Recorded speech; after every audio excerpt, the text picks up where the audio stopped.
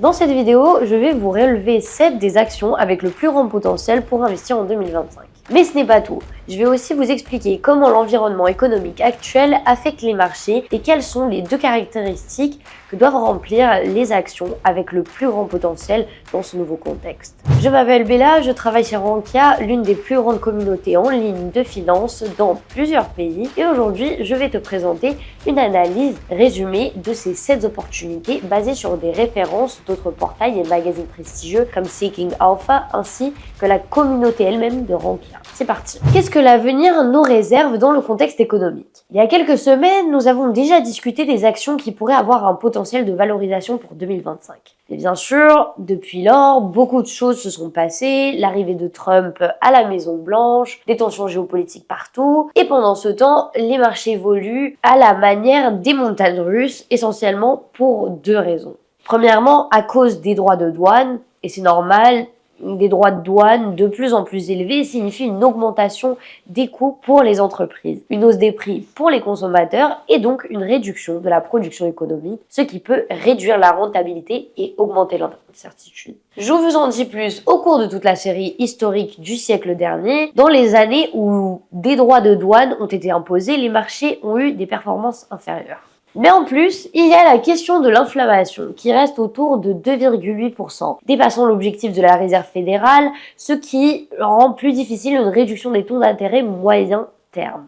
Autrement dit, ce n'est pas seulement une question de chiffres, mais de la perception générale. Alors comment investir dans cet environnement? C'est précisément pour cela que nous allons voir les 7 actions à investir dans des contextes adverses. Et maintenant, voici ce qui devient vraiment intéressant, car non seulement je vais vous relever ces 16 entreprises, mais je vais aussi te dire les caractéristiques que doivent avoir les entreprises auxquelles nous devrions nous exposer au cas où nous devions vivre une année de montagne russe financière, voire même une récession. Des entreprises avec des fondamentaux solides dans des contextes adverses et des multiples de valorisation relativement bas. Pour comprendre cela, mettons-nous dans le contexte. Historiquement, les actions avec des fondamentaux solides ont été celles qui ont conduit les reprises du marché. En fait, depuis 2010, le marché a reculé de plus de 15% à 4 reprises. En juillet 2010, en décembre 2018, en mars 2020 et en mai 2022.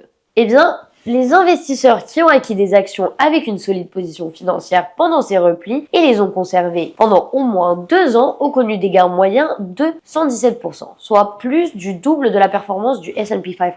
Mais avant de passer aux entreprises, je tiens à être transparente avec toi. Je ne suis pas un conseiller financier professionnel et mon objectif est simplement de partager des informations et des analyses basées sur des sources fiables pour t'aider à prendre des décisions plus éclairées. Cependant, cela reste mon opinion et je t'encourage vivement à faire tes propres recherches avant d'investir. Et maintenant, voyons donc ces fameuses 7 entreprises. La première est Urban Outfitters, une marque de mode américaine née dans les années 1970. Elle se spécialise dans les vêtements, accessoires et articles pour les maisons avec un style jeune et alternatif. Il s'agit d'une marque mondiale reconnue pour sa ligne Urban Renewal, célèbre pour son design vintage et ses éditions limitées. Alors en ce qui concerne ces chiffres, Urban Outfitters affiche un bénéfice opérationnel stable d'environ 400 millions de dollars avec une marge qui a augmenté de 75% l'année dernière et prévoit une expansion de 20% supplémentaire cette année. De plus, son bénéfice par action a bondi de plus de 80% en 2024, atteignant 3,25 $ par action. Et de la même manière, cette année, elle prévoit de l'augmenter à nouveau.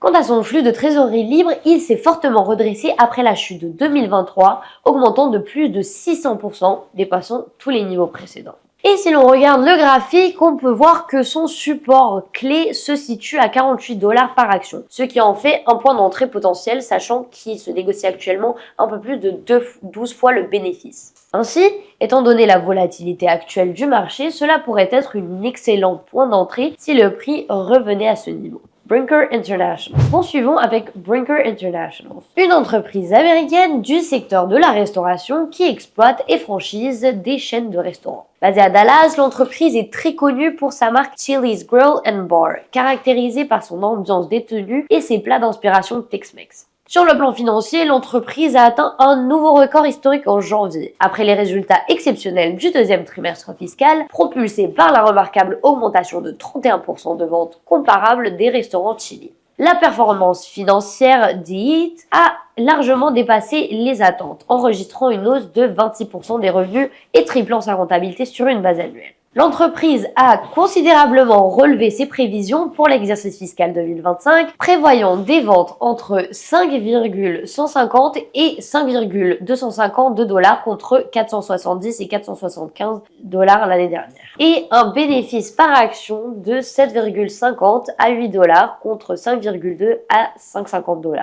Quant au graphique, la situation est très intéressante car en ce moment même, elle se trouve sur la ligne de support créée après le gap impressionnant du début de février. Cependant, avec un ratio court-bénéfice de 26 fois, il faudra être attentif à l'évolution du marché, car elle pourrait être largement surachetée en ce moment, surtout si une décentralisation boursière se produit. En troisième position, nous avons Stride, une entreprise américaine spécialisée dans les programmes d'éducation en ligne pour les étudiants, la formation professionnelle et même d'autres logiciels éducatifs. Son produit phare est la plateforme K12, qui permet aux familles d'inscrire leurs enfants à des cours virtuels accrédités, transformant ainsi la manière d'apprendre selon les technologies du 21e siècle. En ce qui concerne les chiffres, Stride s'est distingué par une croissance de son bénéfice opérationnel supérieur à 40%, presque chaque année à l'exception de 2023 où il n'atteint que 5%. En 2024, cependant, l'augmentation a rebondi à plus de 50%, portant ses bénéfices à 250 millions de dollars. Un phénomène similaire a eu lieu avec le bénéfice par action qui, bien qu'il croît généralement le plus de 20% chaque année, a atteint une augmentation de 60%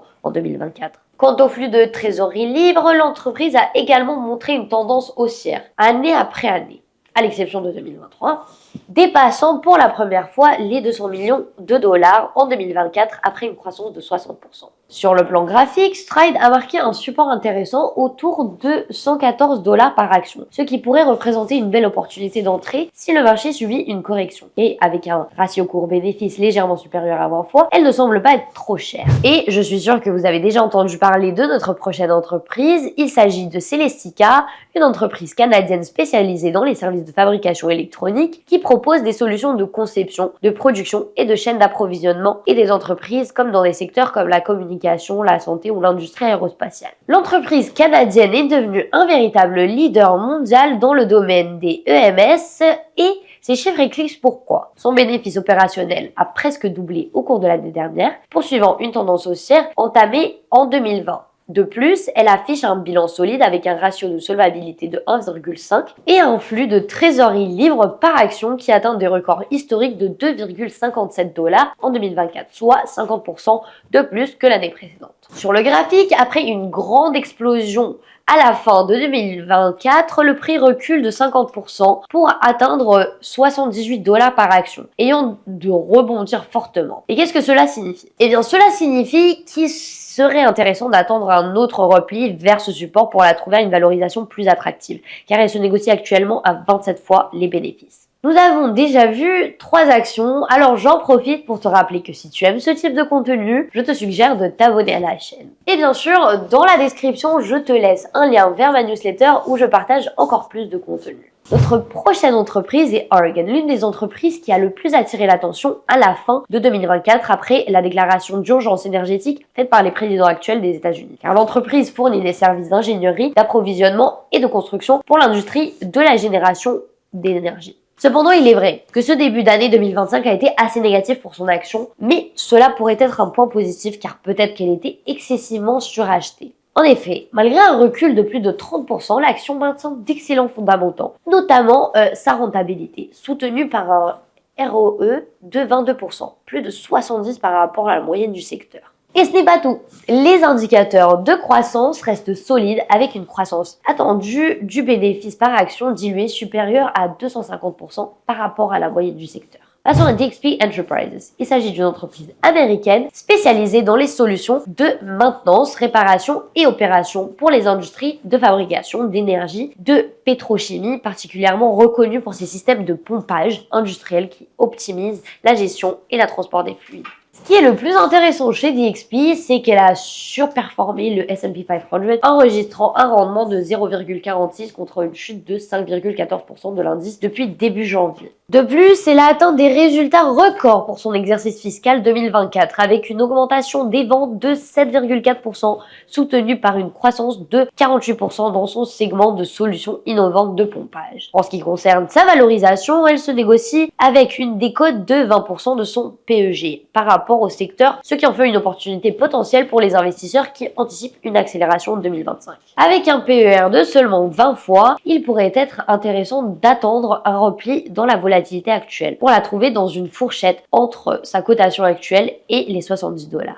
Et nous concluons notre liste avec une vieille connaissance, PayPal. L'entreprise américaine est pionnier dans la solution de paiement numérique et une référence incontestée dans le monde du commerce électronique. Comme beaucoup d'entre vous le savent déjà, PayPal permet d'envoyer et de recevoir de l'argent de manière rapide et sécurisée, devenant ainsi une norme à l'échelle mondiale. Au fait, saviez-vous que le fondateur de PayPal était Elon Musk dans les années 80? Eh oui, mais à l'époque, elle s'appelait X.com, un nom qui vous dit sûrement quelque chose maintenant. Ces dernières années, l'entreprise a connu une certaine irrégularité de ses bénéfices, mais ce qui m'a semblé le plus remarquable, c'est sa capacité à transformer ses gains en flux de trésorerie libre, avec une augmentation de plus de 60% au cours du premier exercice, principalement grâce à ses améliorations opérationnelles et à une gestion des dépenses plus efficace, et non pas tant à la vente d'actifs. De plus, graphiquement, elle se présente comme très intéressante, car on observe un recul proche de 80% depuis les sommets, et l'action semble avoir trouvé un solide support autour de ses 65-75 $.